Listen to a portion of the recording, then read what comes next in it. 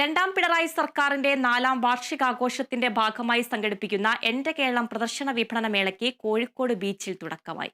മേള മുഖ്യമന്ത്രി പിണറായി വിജയൻ ഉദ്ഘാടനം ചെയ്തു. സംരംഭക വർഷം പദ്ധതിയുടെ ഭാഗമായി കേരളത്തിൽ 3.5 ലക്ഷം സംരംഭങ്ങൾ ആരംഭിക്കാൻ കഴിഞ്ഞുവെന്ന് മുഖ്യമന്ത്രി പിണറായി വിജയൻ വ്യക്തമാക്കി. കൂടുതൽ സംരംഭങ്ങൾ തുടങ്ങാൻ കഴിഞ്ഞതോടെ കേരളം സംരംഭക സൗഹൃദ സംസ്ഥാനമാണെന്ന് തെളിഞ്ഞതായി മുഖ്യമന്ത്രി പറഞ്ഞു. സംരംഭക വർഷം പദ്ധതിയുടെ ഭാഗമായി ഇതുവരെ 3.5 ലക്ഷത്തിലധികം സംരംഭങ്ങളാണ് ആരംഭിച്ചിട്ടുള്ളത്. കേരളത്തിൽ രൂപപ്പെട്ടു വന്ന ഈ സംരംഭക പ്രോത്സാഹന അന്തരീക്ഷം കുടുംബശ്രീ ഉപയോഗിക്കുമെന്ന് പ്രതീക്ഷിക്കുന്നു. പ്രാദേശിക സംരംഭകത്വ വികസനത്തിന്റെയും സമ്പദ് വ്യവസ്ഥയുടെയും നട്ടെല്ലായി കുടുംബശ്രീ മാറിയിരിക്കുന്നു.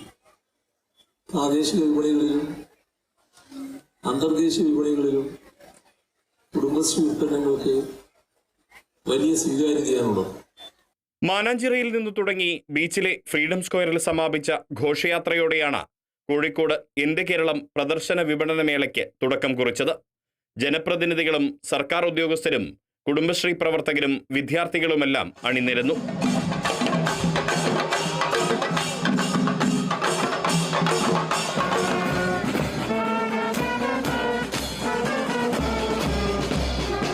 എന്റെ കേരളം പ്രദർശന വിപണന മേളയ്ക്കൊപ്പം തന്നെ കുടുംബശ്രീ ദേശീയ സരസ് മേളയ്ക്കും ബീച്ചിൽ തുടക്കമായി.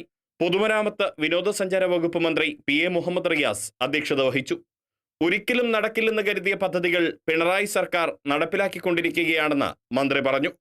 ഈ 4 വർഷത്തെ സർക്കാരിൻ്റെ ഇടപെടലും ഓരോ നിയമസഭാ മണ്ഡലത്തിലും MLA-മാരുടെ നേതൃത്വത്തിൽ നടത്തിയ ഇടപെടലുകളും എടുത്ത് പരിശോധിച്ചാൽ കേരളത്തിൽ വലിയ നിലയിലേക്കുള്ള മാറ്റങ്ങൾ കൊണ്ടുവരാൻ സാധിച്ചു എന്നുള്ളത് തന്നെയാണ് ഇതിൻ്റെ പ്രത്യേകത.